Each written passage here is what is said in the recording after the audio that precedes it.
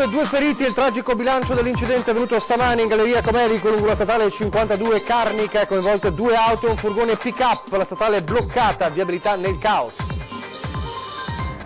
Continuano le indagini dei carabinieri dopo il sequestro di 280.000 tonnellate di rifiuti inquinati nelle cave a Paesi Annuale dai carabinieri forestali, i timori dei residenti per la montagna di materiale contaminato anche con cancerogeni.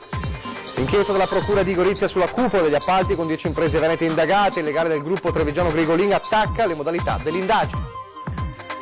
Oggi è lo sciopero nazionale dei medici ospedalieri, garantite le emergenze ma si prevedono disagi nei reparti. A Padova il presidio regionale con la manifestazione dei camici bianchi. Sfruttamento, minacce di licenziamento se avessero parlato, condizioni disumane di lavoro, imprenditore bengalese in subappalto alla Fincantiere arrestato dai carabinieri dopo la denuncia di alcuni dipendenti. Danni notevoli all'interno della chiesa di Creola di Saccolongo, la parte in polistirolo di un presepe prende fuoco per un surriscaldamento, i vigili del fuoco scongiurano il peggio. Al via a Vicenza, la grande mostra del trionfo del colore, fino al 10 marzo 24 dipinti provenienti dal Pushkin di Mosca e 40 opere selezionate nell'immenso patrimonio dei musei civici di Vicenza. Telespettatori di Antena 3, buongiorno e ben ritrovati. Dunque questi i titoli della prima edizione dei nostri telegiornali e in primo piano la situazione che si sta verificando tuttora di caos lungo la statale 52 Carnica. Siamo tra Santo Stefano di Cadore e Auronzo di Cadore in provincia di Belluno, temporaneamente chiusa per il tragico incidente avvenuto questa mattina, uno schianto terribile tra 2 auto e un furgone pick-up, la cui dinamica è ancora al vaglio ovviamente delle forze dell'ordine che sono recate sul posto e ovviamente anche il fatto che sia successo nella galleria che provoca ulteriori disagi e difficoltà ovviamente a chi sta intervenendo sul posto. Si sa che il bilancio è di un morto e 2 feriti gravi. Il traffico è deviato con indicazioni sul posto, il personale ANAS è intervenuto ovviamente per ripristinare la transitabilità appena possibile. Si sta lavorando per rimuovere i mezzi, l'uomo deceduto, a quanto pare la persona deceduta è di Sappada, ma ancora si sa poco ovviamente della vittima e delle persone coinvolte nello schianto. Vi aggiorneremo ovviamente costantemente anche sulla situazione viabilità e poi questa sera racconteremo cosa è accaduto tra Santo Stefano e Auronzo di Cadore. Intanto, proseguendo con la cronaca, torniamo a parlare del maxi sequestro dei rifiuti contaminati tra Noale e Paesi. Abbiamo raccontato ieri l'operazione dei carabinieri della Forestale, carabinieri che continuano a indagare, un'inchiesta aperta e poi ci sono anche i timori di chi abita in quelle zone. Rifiuti inquinati e contaminati utilizzati come materiale per l'edilizia e sottofondi stradali senza gli opportuni trattamenti, preoccupazione e sconcerto a Noale ma ancor più a Paese, dove era stoccata nella cava Campagnole a Padernello la maggior quantità di materiale sequestrato ieri dai carabinieri forestali di Venezia su delega della Procura lagunare. All'indomani della diffusione della notizia, i residenti di territori già martoriati dalla presenza di cave e dall'inquinamento delle falde si interrogano sui possibili rischi per la salute della popolazione.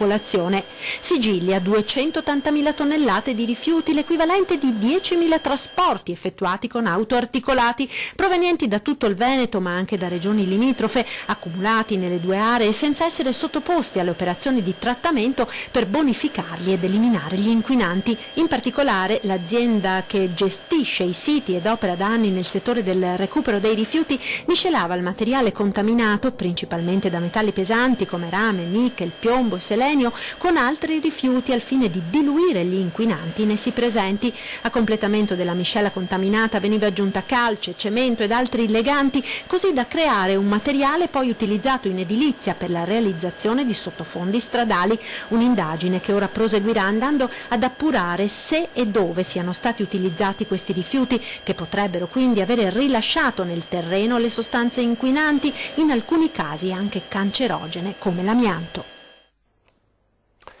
E adesso l'altra inchiesta di questi giorni che fa tremare, quella sulle gare d'appalto truccate, che coinvolge anche 4 aziende della marca trevigiana, sono 10 in tutto le imprese venete coinvolte. Dicevamo, nella marca trevigiana c'è anche il gruppo Grigolin di Ponte della Priula. Il legale però attacca le modalità di questa indagine, lo abbiamo sentito, sentiamo. Sembra molto avere analogie con la pesca a strascico, nel senso che si butta la rete e si vede poi che cosa resta dentro. A parlare è Bruno Malattia, avvocato del gruppo Grigolin di Ponte della Priula, una delle 4 imprese trevigiane finite sotto indagine da parte della Procura di Gorizia nell'ambito della maxi inchiesta sugli appalti truccati, che coinvolge anche Air3, la società di gestione dell'aeroporto Canova, che si ritiene tuttavia parte lesa, non certo responsabile di illeciti. Aziende, una decina in Veneto tra la Marca e il Padovano, accusate di spartirsi i lavori sotto la lente a livello nazionale, 150 gare, sospette irregolarità nella realizzazione di decine di opere pubbliche. Un'indagine di questo tipo, con tanto clamore mediatico, conferenze stampa, giornali, televisioni che si interessano e nomi che rimbalzano sulla stampa, creano un'opinione pubblica che tende a giudicare colpevoli anche quelli che a distanza di tempo poi risulteranno non colpevoli. I Grigolin, sottoposti a perquisizioni in uffici e abitazioni, si sono detti sorpresi e amareggiati. Con l'avvocato stabiliranno ora la linea da seguire. Analizzeremo le situazioni, cercheremo di vedere le carte che ha in mano la Procura, con ogni probabilità presenteremo una richiesta di esame per questo e poi valuteremo che cosa fare. Adesso parliamo di sanità, perché oggi c'è il Black Friday nel commercio, come sappiamo, ma rischia di essere un vero Black Friday, cioè un venerdì nero negli ospedali per lo sciopero dei medici ospedalieri, sciopero nazionale proclamato appunto per oggi.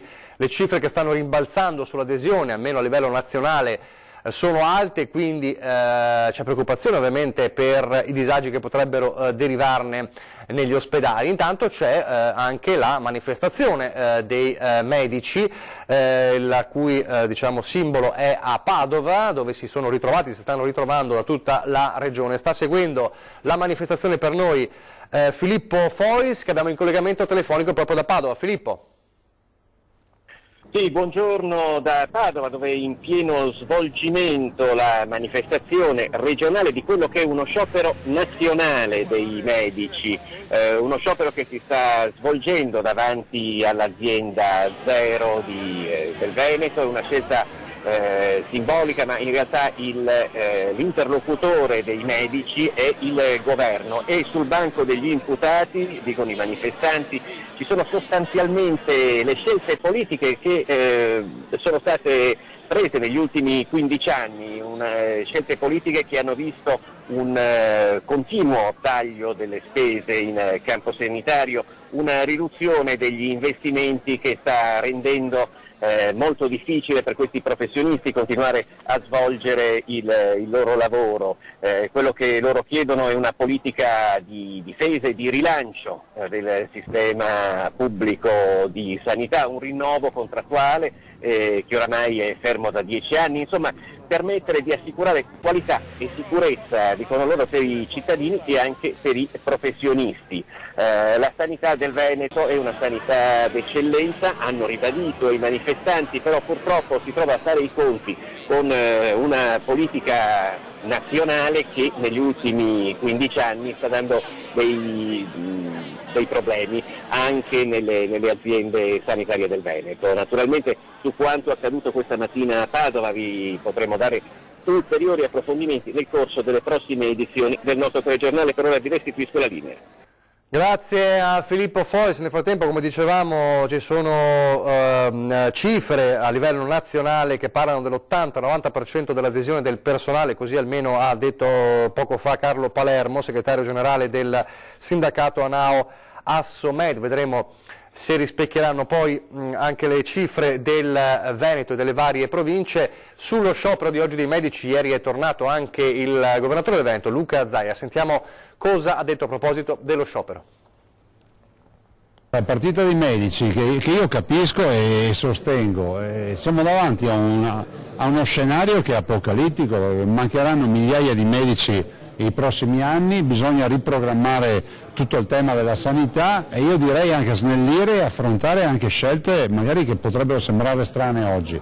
Facciamo lavorare i medici che non hanno la specializzazione, ad esempio. Secondo me sì, varrebbe la pena di fare una legge straordinaria su questo. Facciamo in modo di alleggerire alcune procedure. Noi dobbiamo avere medici, dobbiamo incentivare la formazione di nuovi medici, ma dobbiamo fare in modo di far lavorare tutti quelli che abbiamo, anche sul fronte eventuale del tema dell'età pensionabile, perché io incontro miei primari che a 65-66 anni se ne vanno e sono in perfetta forma fisica, hanno un sacco di esperienza e vorrebbero magari restare qualche anno in più.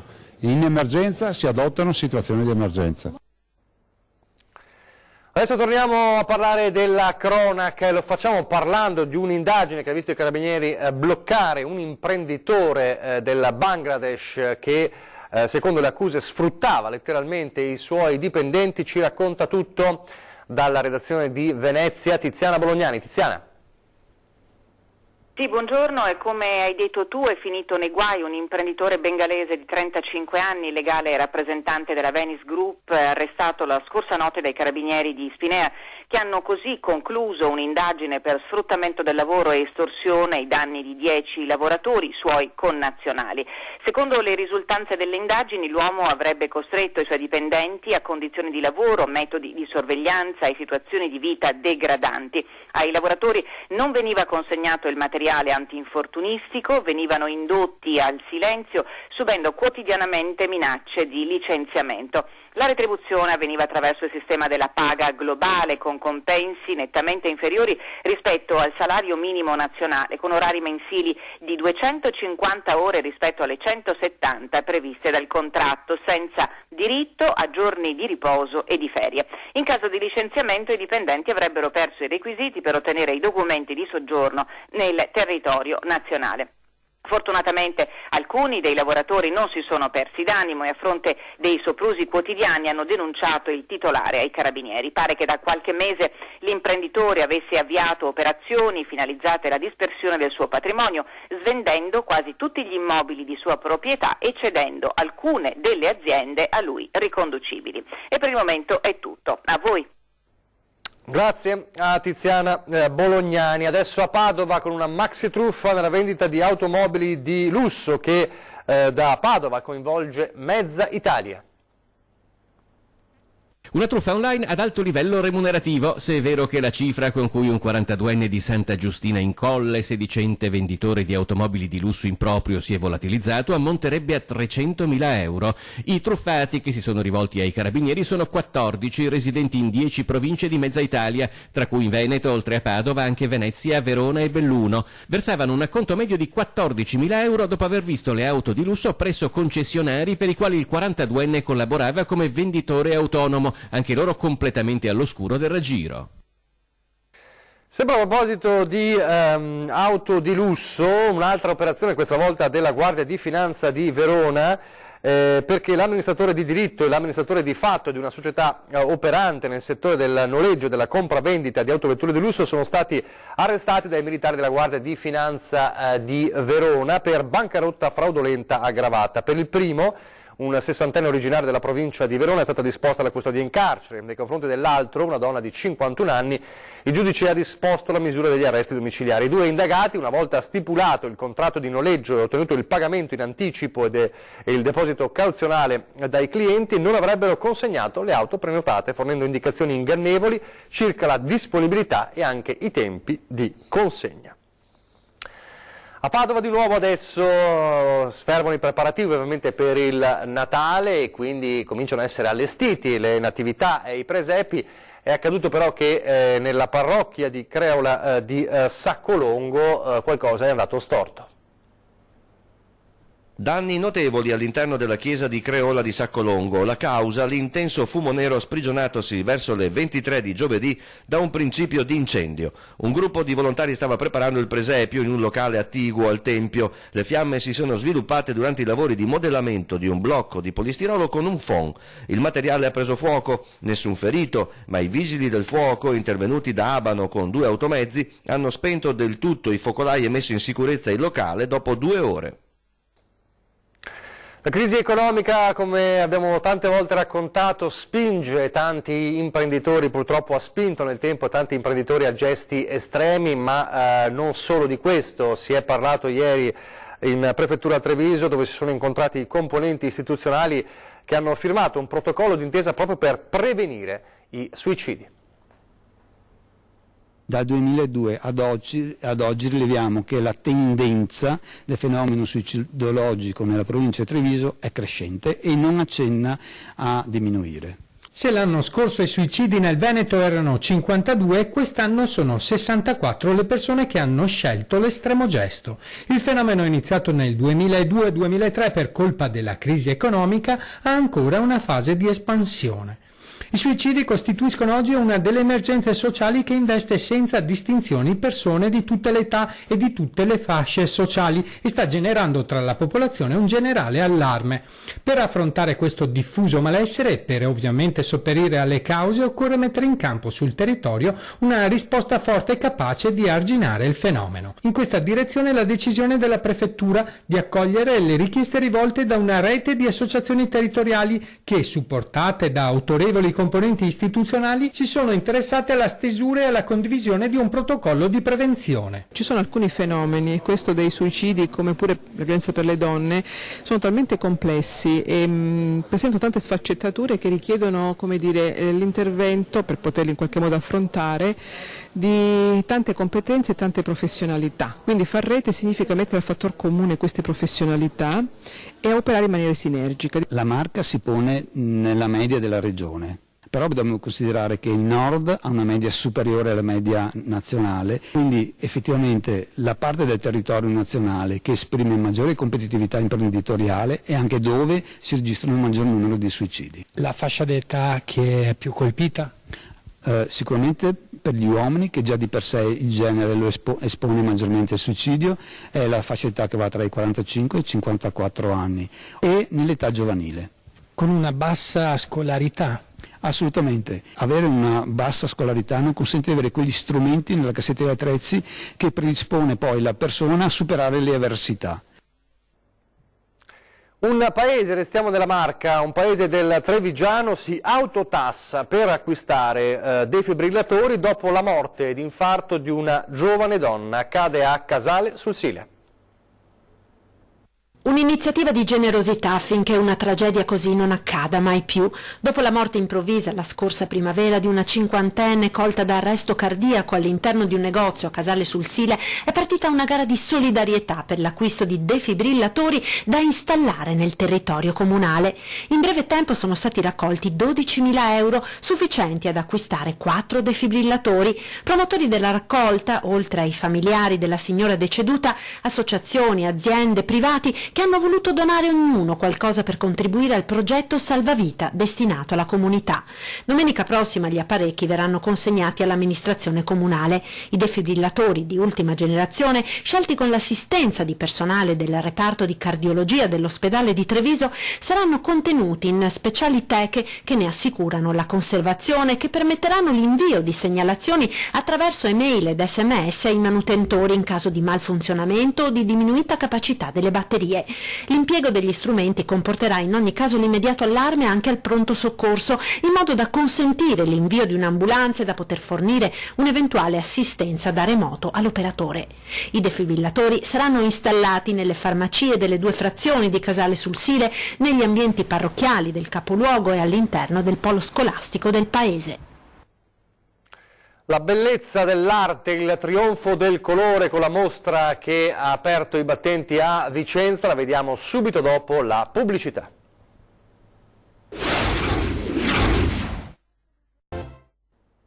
Rieccoci in studio in diretta, la prima edizione del nostro telegiornale, dunque al via, aperto i battenti a Vicenza, la grande mostra, il trionfo del colore.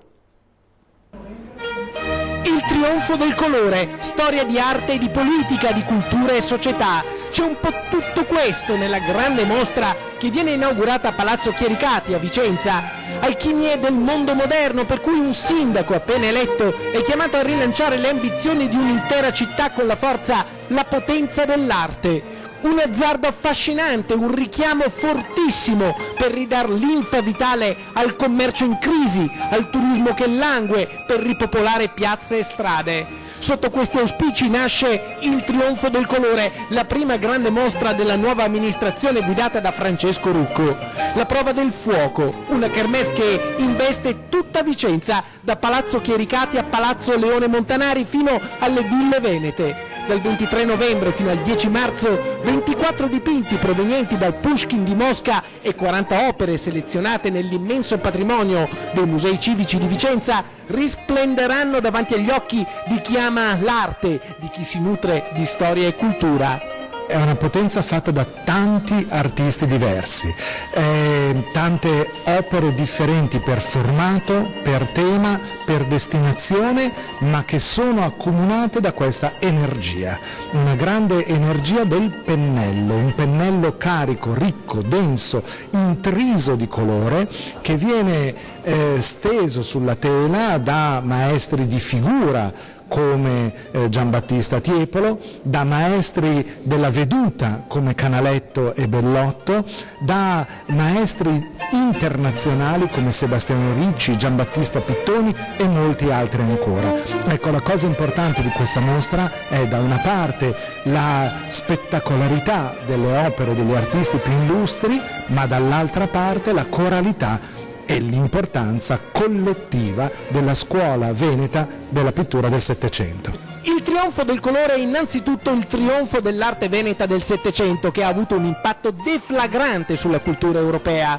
Da Tiepolo a Canaletto e Guardi, i giganti della storia dell'arte fermano il tempo sulle tele e con le loro pennellate creano delle vere e proprie istantanee che ci trascinano tra le calli della Serenissima o nelle piazze dell'Europa del XVIII secolo. È una mostra molto varia, con davvero dei momenti emozionanti e anche alcune opere di una spettacolarità e di una dimensione imprevedibile. Il Trionfo del Colore è tutto questo, un percorso, un itinerario artistico, ma anche una tappa fondamentale nel percorso politico del sindaco Francesco Rucco. Passato e presente si fondono così in una sola sfida che si affaccia sul futuro, tra storia e cultura, tra quello che Vicenza è stata e sarà. Nell'ambito delle iniziative per la giornata nazionale degli alberi, ieri 3 alberi piantati sulle mura di Treviso. Vediamo. Per fare l'albero ci vuole legno, per fare legno ci vuole l'albero, per fare l'albero ci vuole il seme, per fare il seme ci vuole il frutto. Sulle mura al Bastione San Marco, comune e alunni delle scuole elementari De Amicis insieme per celebrare la giornata nazionale degli alberi. La natura ci aiuta a crescere e noi la aiutiamo a farla morire. Gli alberi e i suoi amici devono essere rispettati perché sono esseri viventi. Noi abbiamo in programma di piantarne veramente tanti di alberi, ma tanti, e quindi avremo bisogno del vostro aiuto e dovete lavorare con noi, scavare e piantare, perché vogliamo lasciare una città migliore di come l'abbiamo trovata, sempre così deve essere, sempre migliore, sempre migliore, sempre migliore. Stiamo parlando delle prime piante, queste fanno parte di un lotto maggiore di 1000 alberi donate da Ascotrade nella figura del presidente Busolini, che ha aperto questa iniziativa presentata a Ecomondo e andrà a sostituire in parte le piante esistenti ma malate e in parte a reintegrare le piante non previste. Ed eccoli, sindaco e bambini alle prese con badili e palette.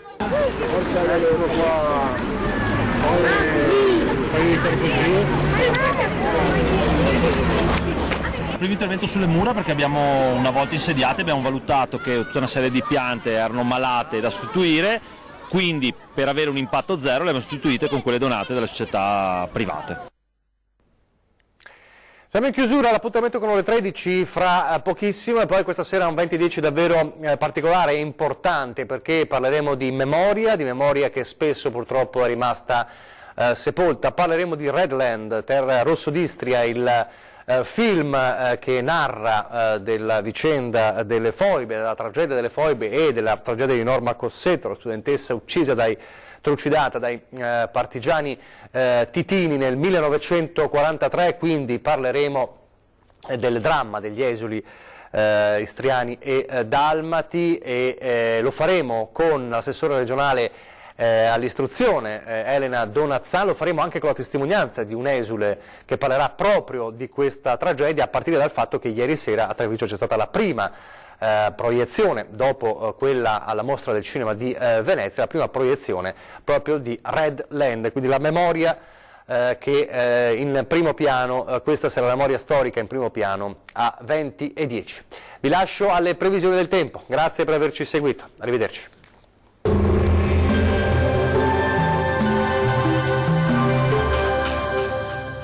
Ben ritrovati al meteo. Giornata nuvolosa, ma vediamo la situazione nel dettaglio. Sul Veneto al mattino cielo irregolarmente nuvoloso ovunque. Nel pomeriggio probabilità di precipitazioni alta con un cielo nuvoloso. Temperature minime tra i 6 e 8 gradi. Valori massimi oscillanti invece tra i 10 e 12 gradi circa. Vediamo ora che tempo farà sul Friuli Venezia Giulia. Nuvolosità variabile, dal pomeriggio il cielo tenderà a coprirsi ovunque e in serata inizieranno deboli piogge sparse che si faranno poi più estese e consistenti nella notte verso sabato. Temperature minime fra gli 8 e i 10 gradi, valori massimi oscillanti tra gli 11 e i 14 gradi. Vediamo infine la situazione meteorologica nel Trentino Alto Adige. Inizialmente è soleggiato, ma nel corso della giornata aumento della nuvolosità su tutti i settori. Nella notte con sabato inizierà a piovere. Temperature minime tra i 6 e i 7 gradi, valori massimi oscillanti tra i 10 e 11 gradi circa. Dal Meteo di Antena 3 per ora è tutto, arrivederci al prossimo aggiornamento.